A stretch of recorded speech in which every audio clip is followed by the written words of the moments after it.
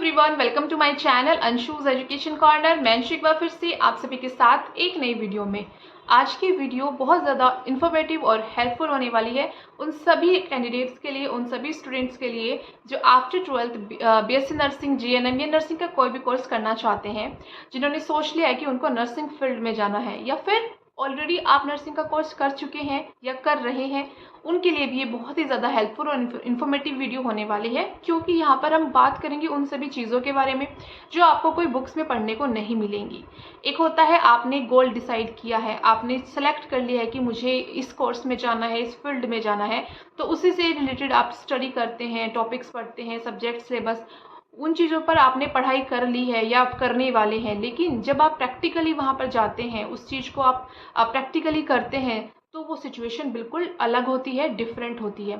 तो अगर आपने भी सोचा है कि मुझे नर्स बनना है, नर्सिंग फील्ड में जाना है, तो ये चीज़ें भी आपको पता होना बहुत ज़्यादा ज़रूरी है। ठीक है, क्या क्या है वो चीज़ें, उनके बारे में हम बात कर लेते हैं। तो आज की इस वीडियो में वो कौन कौन सी चीज़ें हैं जो शायद आपको कोई नहीं बताएगा या आपको वो पता होनी बहुत ज़रूरी है। तो बात कर लेते हैं हम यहाँ पर। जब आप प्रैक्टिकली वर्क करते हैं, जब आप नर्स बन जाते हैं, हॉस्पिटल ज्वाइन करते हैं, तो कौन कौन से वो चैलेंजेस हैं जो आपको फेस करना है, जिन्हें आपको फेस करके आगे निकलना है। ठीक है, तो सबसे पहले हम बात करेंगे यहाँ पर वर्किंग आवर्स की या फिर शिफ्ट्स की। देखिए, ये जॉब बहुत अलग होती है दूसरी जॉब से। यहाँ पर आप ये नहीं सोच सकते कि जब आप नर्स बन जाएंगे तो आपको 9 to 6 आवर्स की 9 to 6 वाली शिफ्ट मिलेगी, यानी कि आपको सिर्फ दिन में ही काम मिलेगा। हॉस्पिटल्स की जो फैसिलिटीज़ होती हैं, हॉस्पिटल की सुविधाएं होती हैं, वो 24 आवर्स के लिए होती हैं, जिसमें इमरजेंसी वार्ड्स होते हैं, आईसीयू होते हैं, क्रिटिकल केयर होते हैं, बहुत सारे डिफरेंट आपके डिपार्टमेंट्स होते हैं, बड़े बड़े मल्टी जो सुपर स्पेशलिस्ट हॉस्पिटल होते हैं, तो वो 24 आवर्स चलते हैं। तो ऐसे आप नहीं सोच सकते कि जब आप नर्स बन जाएंगे तो आपको सुबह 9 बजे से 6 बजे वाली ही जॉब मिलेगी या फिर आपको 4 से 5 घंटे का काम मिलेगा। नर्स के लिए जो वर्किंग आवर्स होते हैं वो बड़े होते हैं थोड़ी से। अगर हम बात करेंगे, सपोज करो आपकी 9 वाली भी शिफ्ट है, तो आपको सुबह 8 बजे आना होगा, शाम को 7 से 8 बजे आपकी छुट्टी होगी। तो यहाँ पर 8 से 10 घंटे का लॉन्ग वर्किंग आवर्स नर्सेस का होता है। शिफ्ट में आपको जॉब करनी होती है, आपकी मॉर्निंग शिफ्ट भी लग सकती है, इवनिंग या नाइट शिफ्ट भी लग सकती है।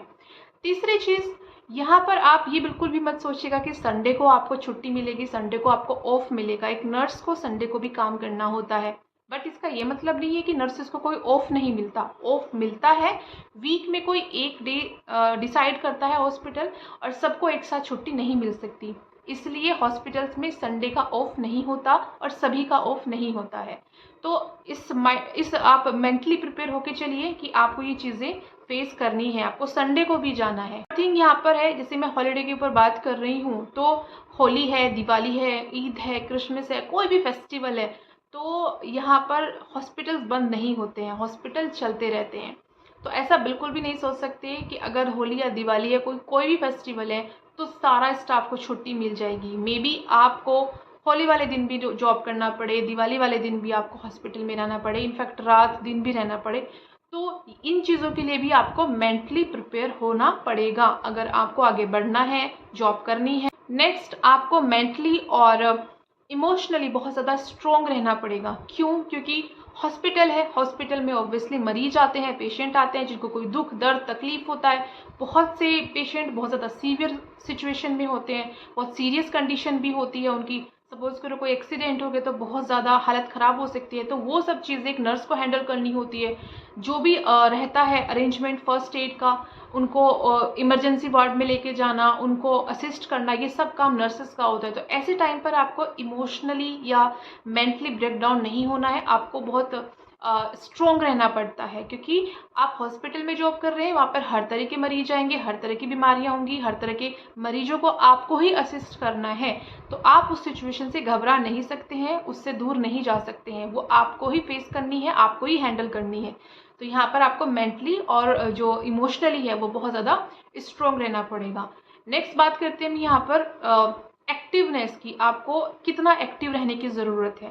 देखिए, हॉस्पिटल्स में जो सिचुएशन होती है ना, वो बहुत क्रिटिकल होती है, बहुत ज़्यादा। सपोज़ करो एक वार्ड है, वहाँ पर पेशेंट एडमिट है, तो किसी को आपको डिस्चार्ज करना है, किसी को आपको एडमिट करना है। हर एक पेशेंट की हर एक बीमारी अलग है, आपको उनके अकॉर्डिंग उनको दवाएं, डोज, इंजेक्शन, ड्रिप ये सब देना है। ठीक है, तो आप सिचुएशंस को समझ के बहुत एक्टिव आपको रहना पड़ता है। कहीं ऐसा ना हो कि दूसरे पेशेंट को कोई प्रॉब्लम थी, आपने उसका जो ट्रीटमेंट है वो दूसरे को दे दिया, तीसरे को दे दिया। नहीं, आपको बहुत ज़्यादा एक्टिव रहने की ज़रूरत होती है। तो मेंटली आपको बहुत एक्टिव रहना है, कौन सी दवाई कब देनी है, कौन सा ड्रिप कब लगाना है, तो ये सारी चीज़ों का आपको ध्यान रखना होता है। तो इन सब चीज़ों के लिए आपको बहुत ज़्यादा प्रिपेयर रहने की ज़रूरत है। अगर आप पहले से ही प्रिपेयर रह के चलेंगे कि हाँ मुझे इन सब चीज़ों पर ध्यान देना है या इन चीज़ों को मुझे फेस करना ही करना है, तो आपके लिए बहुत ज़्यादा मुश्किल नहीं होगा। बहुत इजीली आप वर्क कर लेंगे, बहुत इजीली आप अपना जॉब कर लेंगे। ठीक है, तो ये सारी चीज़ें आपको ध्यान रखनी है। अपना कम्युनिकेशन, अपना बिहेवियर, अपनी एक्टिवनेस, अपना पेशेंस, ठीक है, अपना मेंटली और इमोशनली स्ट्रॉन्ग रहना है। और ये सारी चीज़ें अगर आप बहुत ध्यान से करते हैं, इन सब चीज़ों को लेकर के आप ऑलरेडी रेडी हैं, तो बहुत इजीली आपके लिए रहेगा नर्सिंग फील्ड और नर्सिंग करियर। तो आई होप ये वीडियो आपके लिए हेल्पफुल रही होगी। यहाँ पर हमने कोई वर्क की बात नहीं करी है कि नर्स के क्या क्या काम होते हैं, क्या क्या काम नहीं होते हैं। यहाँ पर वो बेसिक चीज़ें हैं जो हर एक नर्सेस के लिए ज़रूरी है, फिर वो चाहे किसी भी डिपार्टमेंट में वर्क कर रही हो या किसी भी छोटे या बड़े हॉस्पिटल में वर्क कर रही हो। ये सारे पॉइंट्स सभी नर्सेस के लिए थे, सो दैट आपको पहले से ही पता हो कि हाँ हमें इन चीज़ों को, इन सिचुएशंस को फेस करना है। और ऐसी ही वीडियोस के लिए चैनल से जुड़े रहिएगा। अंशुज एजुकेशन कॉर्नर चैनल को सब्सक्राइब कर लीजिए अगर नहीं किया है, और बेल नोटिफिकेशन को भी ज़रूर प्रेस करें ताकि मेरी हर एक अच्छी वीडियो का, इंफॉर्मेटिव हेल्पफुल वीडियोस की नोटिफिकेशन आपको टाइमली मिलती रहे। जल्दी मिलती हूँ एक नई वीडियो में। Till then bye bye.